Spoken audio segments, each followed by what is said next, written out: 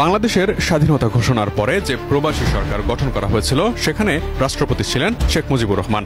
যেহেতু শেখ মুজিবুর রহমান পাকিস্তানের কারাগারে বন্দী ছিলেন, সেজন্য অস্থায়ী রাষ্ট্রপতি ছিলেন সৈয়দ নজরুল ইসলাম।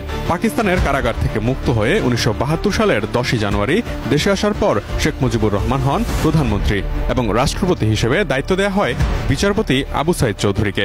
সেই হিসেবে স্বাধীন বাংলাদেশের প্রথম রাষ্ট্রপতি তিনি। আবু সাইদ চৌধুরী লন্ডন থেকে ফিরে 1972 সালের 12 জানুয়ারি রাষ্ট্রপতির দায়িত্ব নেন। তখন শেখ মুজিবুর রহমান হয়ে যান প্রধানমন্ত্রী। কিন্তু রাষ্ট্রপতি পদে থাকার সময়ে নানা বিষয় নিয়ে আবু সাইদ চৌধুরীর মধ্যে মনোবেদনা তৈরি হয়। বঙ্গভবনে 5 বছর নামে সাবেক নির্বাচন কমিশনার মাহবুব তালুকদার তার বইটিতে লিখেছেন, রাষ্ট্রপতিকে মন্ত্রীদের এড়িয়ে চলা ও পরামর্শ গ্রহণ না করা এবং রাষ্ট্রপ্রধানের বিষয়ে অবহেলাপূর্ণ মনোভাব ছিল সরকারে। তৎকালীন রাষ্ট্রপতি ও প্রধানমন্ত্রীর মধ্যকার মানসিক দূরত্ব